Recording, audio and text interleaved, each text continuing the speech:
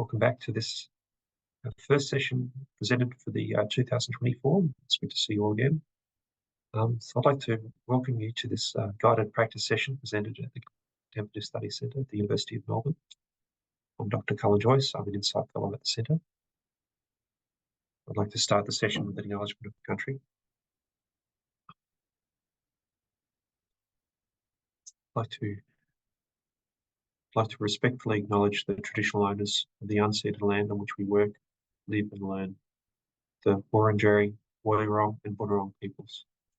I'd like to pay my respects to their elders past, present, and to the future, and to any Indigenous people present today.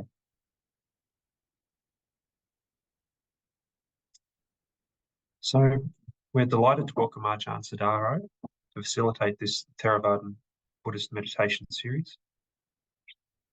Bhikkhu Sadaro ordained in the forest tradition in Thailand in 2006. And after practicing throughout Southeast Asia, he returned to Australia in 2015 and now resides at Newbury Buddhist Monastery and the Buddhist Society of Victoria in Melbourne. So if you have any questions for the session today, please place them in the Q&A at any point during the session. We'll also keep the chat open so you can share comments and reflections and come back to the questions at the end of the session. So welcome, Ajahn. Thank you for coming. Thanks, Colin. It's really nice to be here. It's nice to see a lot of people joining in for this. It's nice to see that you can take time out of your lunch to do some meditation. So I'm really grateful for the Melbourne Contemplative Studies Centre for hosting this series. So this series where we're going to be looking into some of these Theravada practices. And the practices that I'm going to be looking at is investigating the nature of the self and investigating the nature of not self. And so I'll give a little bit of an overview of that. But just before I quickly start in, I'll give a quick overview of maybe the Theravada tradition and the tradition that I'm from, just as a way to orientate ourselves. So as I said, as Colin kindly introduced me, my name is Bhikkhu Sadaro, and I ordained in a tradition called the Theravada Buddhist tradition. Now, the Theravada Buddhist tradition, it's considered one of the oldest maybe lineages of Buddhism. It tries to stick quite a lot to the original teachings of the Buddha and the original rules that the historical Buddha laid down. And so that tradition sort of has transmuted. It's continued on throughout. It's moved from India into Sri Lanka, into Thailand, Burma, Laos, and it's making its way into Western countries now. Now, I ordained in Thailand in 2006, but I've been back in the West since 2015. So while I ordained in a tradition called the Thai forest tradition, and the Thai forest tradition it really emphasizes living very simply in the forest, practicing a lot of meditation, keeping quite strictly to the rules. I ordained in that tradition, but now I'm obviously living in the West, living in Australia. And there is a bit of a movement in Theravada at the moment. There's a kind of Western Theravada movement as opposed to the kind of the traditional, maybe Thai or Sri Lankan or Burmese Theravada movements. So in some way, I consider myself a part of that Western Theravada movement. So I'm part of the Western forest tradition, you could say. And so this is just like a quick overview of what this is. And essentially what the Western tradition does is really tries to stick to the very early teachings of the Buddha, what we find in something called the Pali Canon, which is the original corpus of texts that we have from around the time of the Buddha.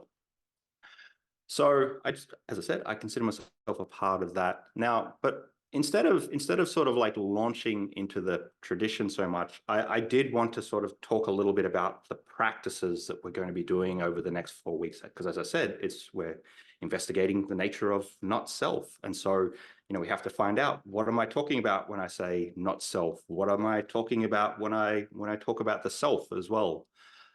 So there's a few little caveats that I want to put on the table before we start, and then also explain some definitions of what I'll be talking about.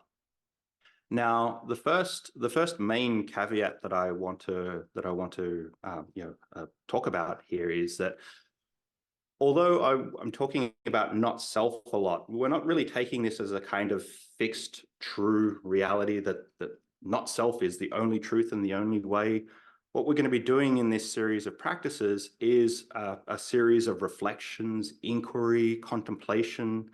What we're trying to do is, instead of taking not self or self as some kind of fixed truth, we're trying to investigate our experience to see what we find there.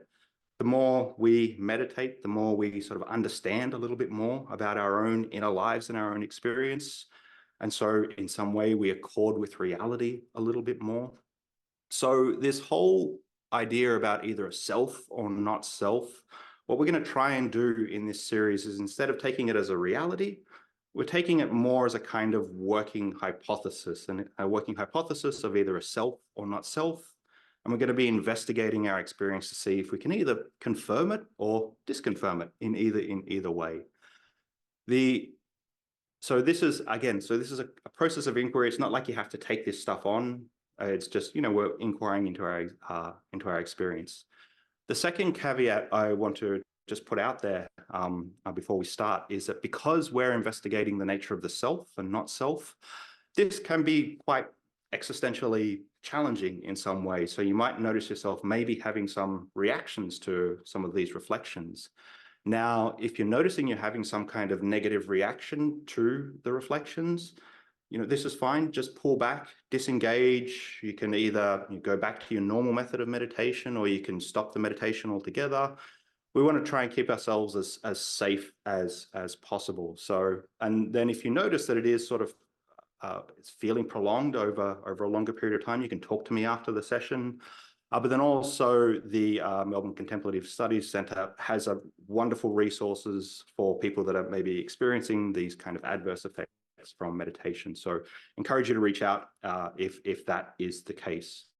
Now, although I say, okay, there could be some existentially challenging things that we come up against, there is also a lot of benefit of doing these contemplations on the self and not self. I think the main benefit that we have is that usually most of us in our lives, we experience thoughts, emotions, stress, pain, all these different kinds of things. And we really identify it, and we can sort of feel stuck by them. And when they happen to us, it can sometimes drag us around. In some way, all these thoughts and feelings, they really overcome us, and in some way they become us to some extent. And so what we do is we end up identifying very solidly with our experience, and everything that we experience, we take it very personally. It's always happening to me. It's always something happening to me. So what these reflections and these contemplations can help us do is allow things to, instead of, things happening to me, we can just allow things to move through me.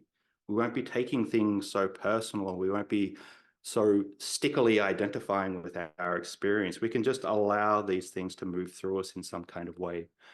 So I think there's a lot of benefits to doing this. But again, we just need to be safe, notice what's happening in our experience. If there's anything coming up, then anything negative coming up, then we should just pull back. But I think there's a lot of benefit to these practices as well. Now, before we get on to what not self actually is, not self, I think, we need to sort of unpack a few things from the Theravada Buddhist tradition. Now, to really understand what not self is, we have to actually understand a few other things in Buddhism. And one of these things, what not self is one of what we call the 3 marks of existence. So that's impermanence, that's unsatisfactoriness, and then there's not self. In the Pali language of the Buddha, this is anicca, dukkha, and anatta. These are 3 different concepts, but when we investigate our experience, they're so intertwined that in some way they end up just becoming one thing. So it's good for us to know about these concepts, and because they will be guiding some of the contemplations that we do. Now, the first one is probably the easiest to understand. The first one is anicca, or impermanence. From a Buddhist perspective, we say that impermanence, this is a central feature of existence. Everything changes, nothing stays the same, nothing lasts ever. You know, life is just in a constant flux and in a constant flow. Now, while this might seem like pretty obvious, like a trite observation in some way, we have to think that, well, okay, well, even though life is that way, a lot of the times we get caught up in things, and even though something's impermanent, most of the time we think it's permanent. We get pulled into the story of our lives in some way. And maybe we even have negative reactions because we forget that things are impermanent, that they will pass away at some point. We forget that they are anicca. So continually reflecting on the impermanent nature of conditioned things prevents us from getting pulled away by them. So when we reflect on impermanence, we're not going to get swept away in the sort of vicissitudes of life. Now, the idea here is, well, if phenomena in our existence are impermanent, you know, then they can't last, obviously. So we have to say in some way, if something doesn't last, it can't really give us any lasting content. We have to say that this thing that will end is unsatisfactory in some way. And this leads us into the second main marks of existence, of what we call dukkha. Now, dukkha is translated as discontent, as unsatisfactoriness, sometimes even as suffering.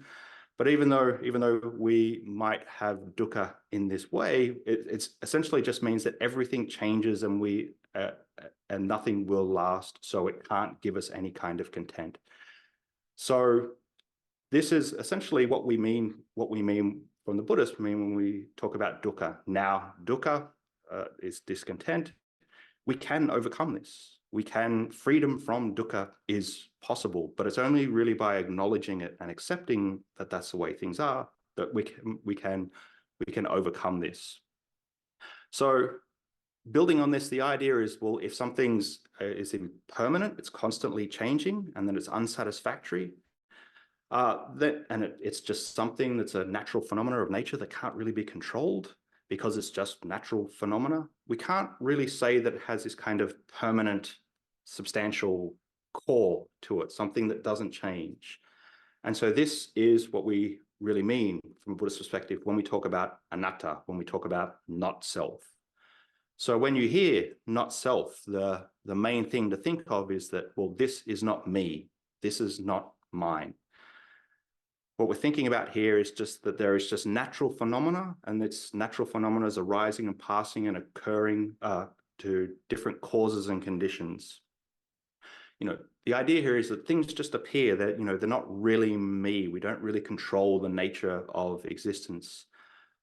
I think a nice reflection here is that things in some way move through me, but they're not really me. Because, you know, most of the time, obviously, we assume that there's some sort of permanent, independent reality, entity, some kind of me up there in the head behind our existence. And this sort of feeling of me, this is what we're talking about when we're talking about the feeling of a sense of self. We always think that this is who we really are. In some way, it feels for us like that there's an observer of experience. You know, you look out into the world and I observe things, and everything around me, everything that's observed changes in some way, but somehow deep inside, I'm the same person that I've always been. So the observer remains the same. So this is the sense of self that we're going to be investigating. We're going to be looking into this feeling of being a me, this feeling of being an I, this feeling of being the subject of experience, this feeling of that I am the thinker of my thoughts. For many people, it feels like it's maybe up there in the head behind your eyes, and you know, it's running a narrative on life in some way through the thoughts that we have. So this is how most of us actually usually experience it, and then we usually think that there's a me that's experiencing things, and that because I experience things, I am identical to existence. It's my existence in some way. And so we identify with existence. This is my experience of the world. And so what the reflection on not self actually is that, you know, we usually take for granted that there's this me who sees, thinks, feels, acts, experiences, decides. And the Buddhist reflection here is that this understanding of who this me is, it might be a misperception of what is actually occurring. From Buddhist perspective, we would say that, far from being this kind of solid core center of experience, the sense of self that we have, this feeling of being an observer, of being a subject, this is just something that's created moment to moment, just keeps arising and passing and rising and passing. And but it feels solid, and we feel like we identify with it because of all the different kinds of feelings, thoughts, moods, emotions. We kind of identify with this, so we feel like it's a solid, tangible sense of self. So what the Buddha encouraged us is to really look closely at this phenomena, really look closely at our experience in order to see if this thing that obviously seems like it exists, is it really the thing that we think it is? And so if we can recognize that there's just a constantly impersonal changing phenomena that's coming up in our experiences that's just dependent on causes and conditions, then it doesn't really have like an owner or a controller. This is what the insight into non-self actually is. So this is what we're going to be looking at today. We're going to investigate this nature of a feeling of being me. We're going to be, when we're meditating, we always feel like that there's a meditator maybe up here in the head that's maybe looking down onto the breath. And so we're actually going to be looking back a little bit at the feeling of being a meditator, the feeling of being me. Now, the one last important thing, it's not like we're trying to get rid of the self. Not self doesn't mean we're trying to get rid of it altogether. This is not what we're trying to do. What we're trying to do is just look into the nature of the self and question our identification and relationship with it. If we can see that this thing that we usually take to be me is just a process, then it allows us to not take things so seriously. So today, what we're going to be doing in the actual meditation is recognize the different thoughts and the feelings that you might have as they just arise and cease, and they move through you. They are not you. They're just a kind of impersonal process. Just like we would sit here and look out the window today, and it's a sunny day, it's nice and bright. But, if I sit here and look long enough, it's going to change. It's going to get darker. Clouds are going to come across. So it's like weather patterns moving through. Now, what the goal here is today is to look at maybe our thoughts and think, well, usually I think these are my thoughts, but we're trying to shift this from these being my thoughts to just a thought, from my feelings to just a feeling. Again, there's something that moves through me, but they're not me. Now, to do this, we're going to be using some contemplative questioning. But it's important with these questions, what they are is a kind of a reflection. So what we're going to be doing is staying with our usual method of meditation, maybe like the breath or something, and then just gently going back and forth between some questioning and then going back to our breath. Now, it's important with this contemplative questioning, we're not trying to find an answer. They're just a way for us to look at the phenomena that we're trying to observe. So it's just a way for us to direct our attention to our experience. So you don't need an answer to these things. You don't need to work it out. You don't need to have this kind of protracted investigation into it. We're just trying to observe the phenomena, see what it's like. And it might be like okay, it's like that, fine. But then we come back to our meditation object.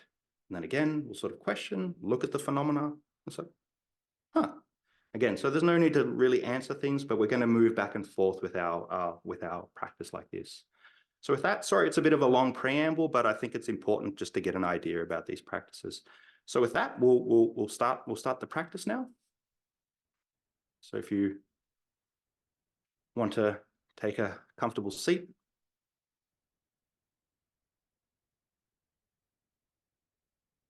and sit in your regular meditation posture.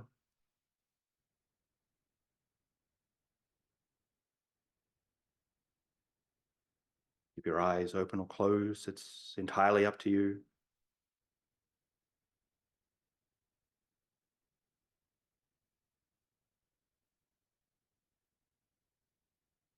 And just take a few deep breaths just to reorient and settle ourselves into the moment.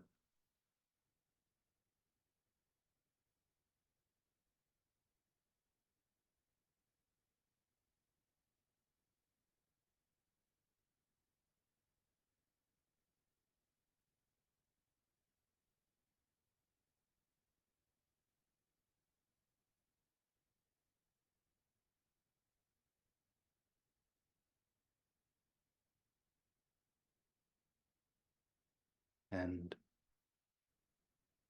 it's assumed that many of you will have practiced meditation before, might be familiar with it. You might have a particular meditation technique that usually works for you. So for example, like the breath or keeping your awareness on the sensations. Whatever method that you feel most comfortable with, just spend a few minutes with that method of meditation. Again, to center yourself. And as we do the reflections, we'll be moving back and forth between this meditation method that we use and the reflections.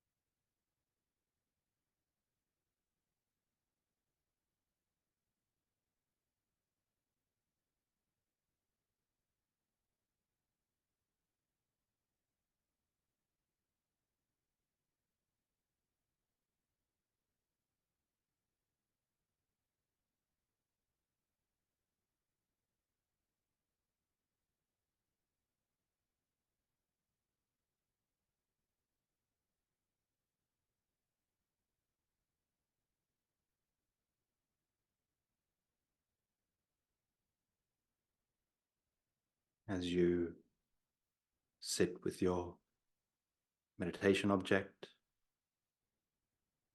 and keep your awareness on it, you might even notice in the background different sounds that come and go. Sounds that just seem to appear and disappear, and that arise without you really choosing to hear them. See if you can notice just in the background how these sounds just come and go.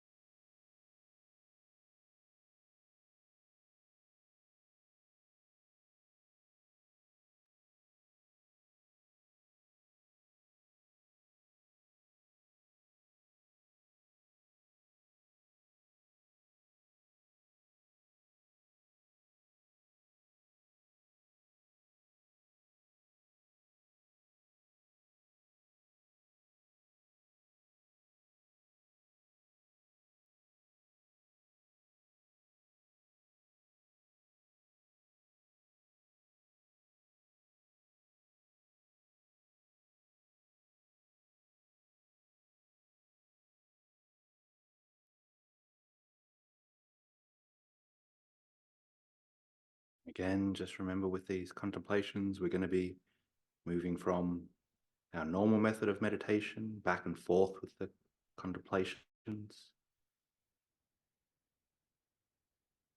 But now just gently start to turn your awareness to the thoughts that you have. We rarely stop to take notice of exactly what thoughts are. They seem so solid and so real, but when we look at them, they seem to dissolve and elude our grasp.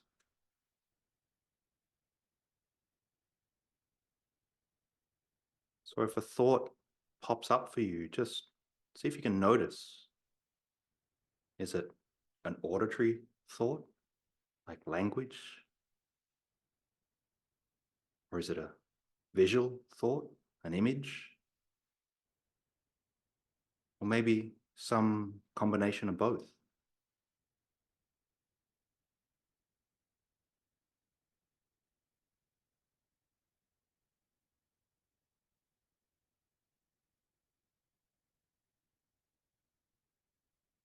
Does it have color, shape, density? Does it have some sort of volume? Is it in your voice or in somebody else's voice?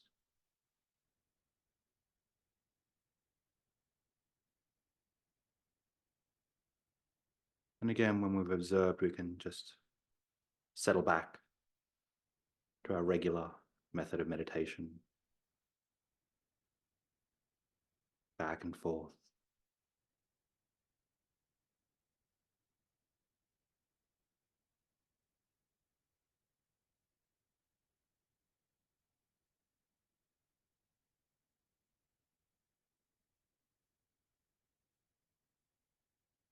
And again, notice if a thought pops up. Where is it actually located? Does it feel like it's maybe behind your eyes, in your ears, in the middle of your head, your body, outside? See if you can locate where they seem to appear.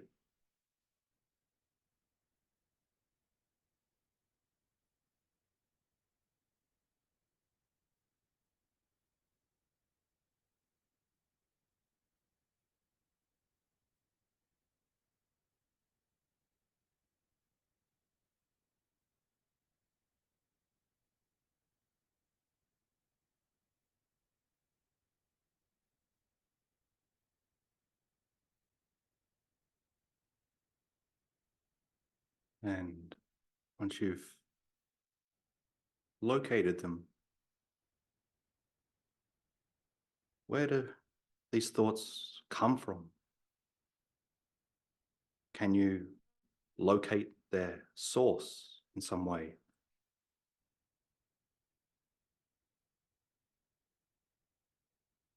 Where do they feel like they arise?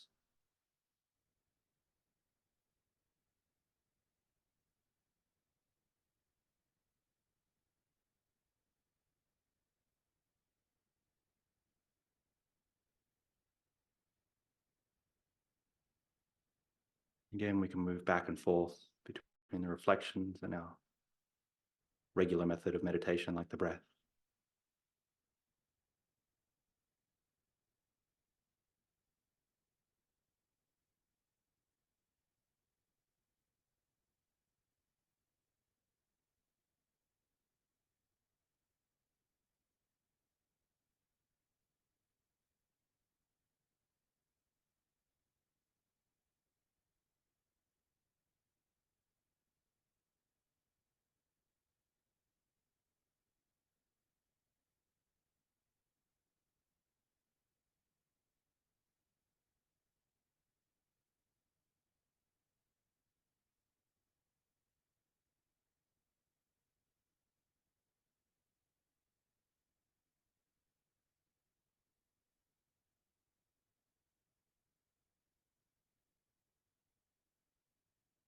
Again, just notice if a thought drifts into your experience. Just see, what is it that happens when you experience a thought? Does the thought stay still?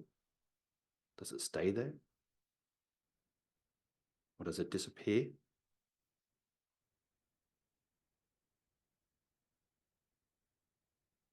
If it disappears, where does it go to when it's no longer there?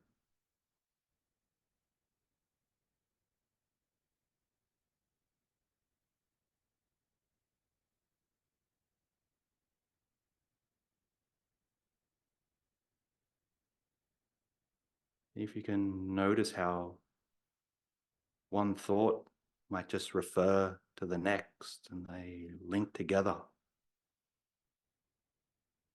form a kind of chain that just keeps going on and on.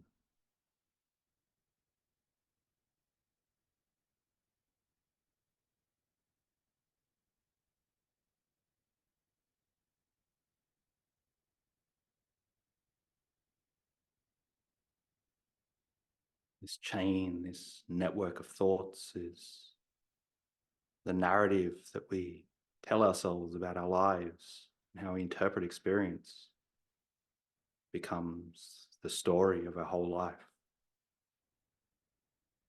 To see if you can grasp that story.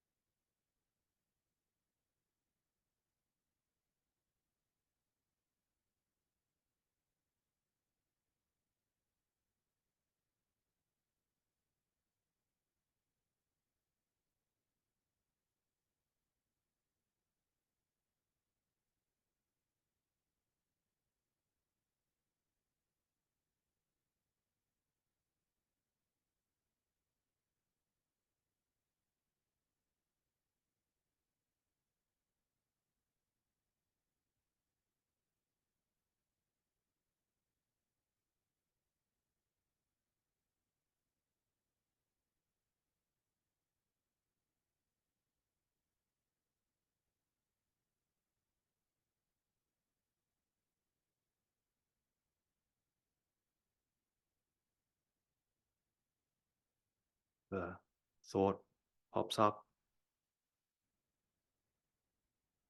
See if you can reflect that it's not exactly my thought, but it's just a thought. It's passing through. Something that moves through me, but it's not really me.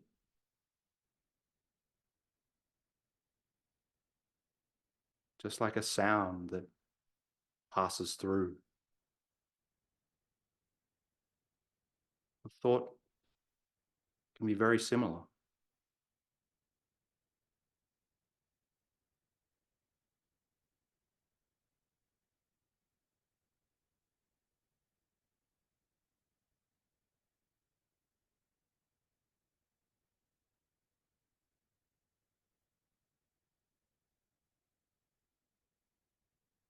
Now see if you can look for something a little bit deeper. This maybe separate someone, somebody inside for whom all these thoughts are occurring.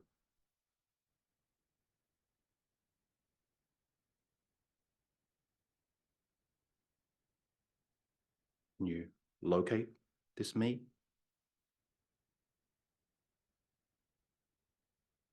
Where's the source of this me?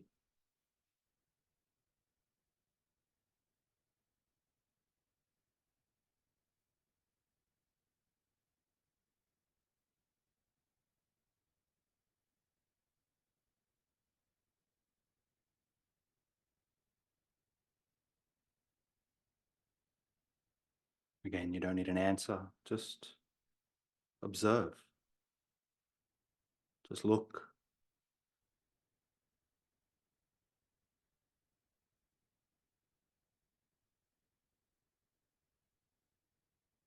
Just ask yourself, who or what is aware of these thoughts?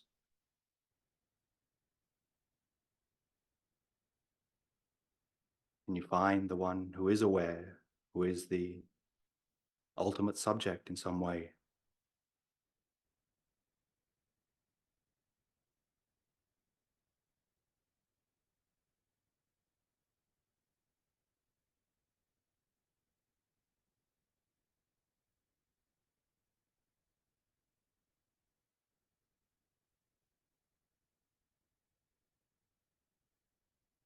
And then just gently come back to your regular method of meditation. Restabilize.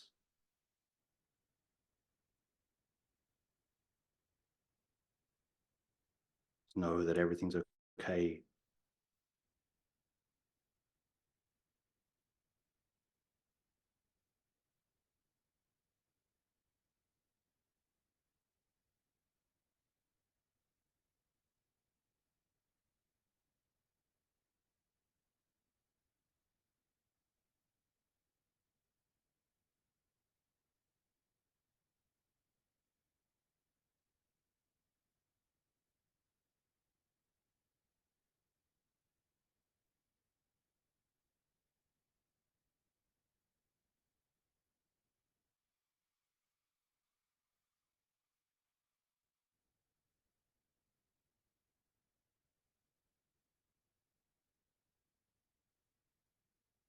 So when you feel the time is right, you can start to gently adjust your posture. When you're ready, you can maybe open your eyes and we'll end the meditation here.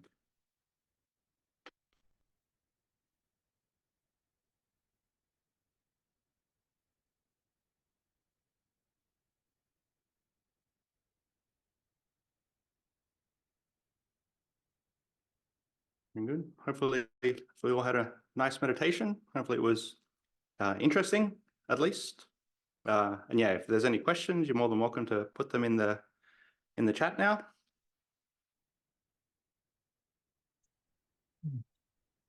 Thank you, Ajahn. I haven't done that form of meditation really before, and the combination with the I use the breath meditation was good, and so I felt like asking, do you feel when you were talking about the connection with the thoughts and locating them,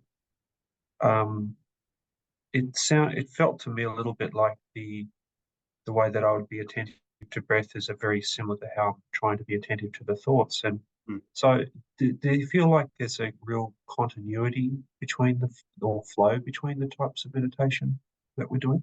Yeah, really, really nice observation. And yeah, there's usually this kind of feeling that, you know, when I'm, say, for example, when I'm watching the breath, there's the meditator that's sort of, you know, up here, sort of watching, maybe looking down, watching the breath in some kind of way. But then we sort of might switch that kind of awareness or that attention to, okay, actually, this is just a thought that moves and comes and goes just like the breath does. So I think there's a lot of overlap there with these reflections. Now, this is specific for the thoughts. So, you know, we're just trying to see that, okay, well, the breath is just something that comes and goes and just something that's naturally occurring. And I can try to stop the breath. I can do all these kinds of things, but at some point it's just going to naturally come back and occur of its own nature. And I think having that reflection for the thoughts as well is like, actually, yeah, it's just something, it's a part of the kind of system that occurs of its own nature. And we just sort of, we can watch its natural process. And like the breath, can't really go, well, yeah, I'm controlling the breath and the breath is me and I'm doing the breath thing. It's like, oh, it's just a process that's occurring. Likewise, the thoughts, okay, this is just a process that's occurring. So I think that can be like a, you know, using that kind of overlap with your awareness and your attention between something like the breath and the thoughts can be quite useful. And then also, but with the reflections, we are trying to dig in a little bit as well of like, oh, well, what's behind the thoughts? You know, usually I think it's me, but you know, sort of what's behind that as well. So there's a little bit of a, that's why the questioning, and hopefully it can give like a little bit of a shift as well. Yeah, thank you. I think I need to keep practicing a bit, but it's yeah, be very interesting. And I have another question from Anastasia, who's asking, they kept feeling a little sleepy, and this was distracting them from the inquiry. And they have asked us some tips to navigate this crisis of sleep or sleeping. Yeah, no problem, Anastasia. It's you know, don't feel bad about it.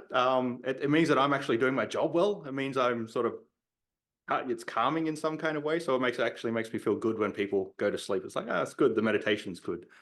So yeah, it's quite natural for us when we're meditating to get drowsy, sleepy in some kind of ways. Now, the thing we have to sort of realize is like, well, is it actually from lack of sleep, or is it just something I'm just getting a little bit dull and a little bit bored? If it's from lack of sleep, what are you going to do? But if it's just sort of like a kind of dullness and boredness, what we can try to do is sort of maybe try to, even just sometimes even just sitting up a little bit straight up actually can help. Taking a few deep breaths just to reinvigorate ourselves in some way. Even maybe opening our eyes and looking, looking up, getting some light in our eyes. These few little things can help. And if it's really bad, then we can even sort of get up, stand up, and we can stand in meditation. We can even do some walking meditation where we, walk back and forth, and we continue with whatever meditation that we're doing anyway. So yeah, we can do all these different kinds of things, but it's essentially the thing. So sleepiness in meditation is not necessarily a bad thing, but it's just not like a kind of habit that you want to get into. So if you notice that you're getting sleepy, you try to sort of reinvigorate yourself, and you try to push it back to being a little bit more mindful. But if it's like true sleepiness and you've only slept 2 hours the night before, then don't worry about these kinds of things too much. So yeah, and you're not alone. Everybody faces it at some point. Everybody gets tired. Everybody falls asleep. I've had like full nights of totally falling asleep in meditation. So you're not alone with this. Thank you, Ajahn. I have a comment, I think, more from Rob, and he mentions when he was looking for the thing that observes the thoughts and sensations, finds the capacity of being and knowing, but it seems quite formless and no characteristics beyond silent capacity of knowing. And so would you like to kind of talk about that, some of the things we might find within the practice, and how to navigate that a bit? Nice. Yeah. Nice kind of insight, nice kind of observation, Rob. And so I'm pretty open-ended actually about most of these things. It's one of these, for me, it's a process of looking at what this thing is like, and however it appears to us, then this is sort of what is phenomenologically right for us. So I'm not sure that there's like a right or a wrong way to interpret experience. But I think there's sometimes just a helpful and an unhelpful way to interpret our experience in some way. So, maybe, seeing things as Rob said, is like, it just seems like it's sort of formless. It's ethereal in some kind of way. If this is useful for us in a time where we're either we're meditating or we're sort of, interacting, when somebody sort of said, hey, you're not a nice person, was, oh, well, it's all sort of ethereal and formless, so it doesn't matter, it can sort of glide through. I think that actually can be quite helpful. So it's hard to say exactly what everybody will experience. Everybody's going to experience these reflections, these kinds of contemplations, these ways of observing a little bit different. But one thing you probably should be noticing is that, the thing that we usually take as very, very, very solid, very real, it's just something that can seem to be a little bit transient. It can be just something that sort of changes and moves, it's in a flux. You usually thought it was so solid, but hey, it's maybe not so solid. So yeah, so there's a variety of ways that we can observe how we'll experience it, but whatever's actually helpful for us, I think that's what we should be looking for. Thank you, Ajahn. And we've come to the end of this first session, so I'd like to thank you and thank our audience for joining us. And we'll be meditating in these spaces for the next 3 weeks, which will be really a great opportunity to delve into this experience, which is quite a new way of approaching the meditation practice than we've done at the centre here. So grateful for that. So the Contemplative Studies Centre is pleased to host these sessions for our community, and your feedback means a lot to us. So please do take our survey when you have the time. We'll look forward to seeing you next week, and yeah, see you then. Bye, everyone. Thanks.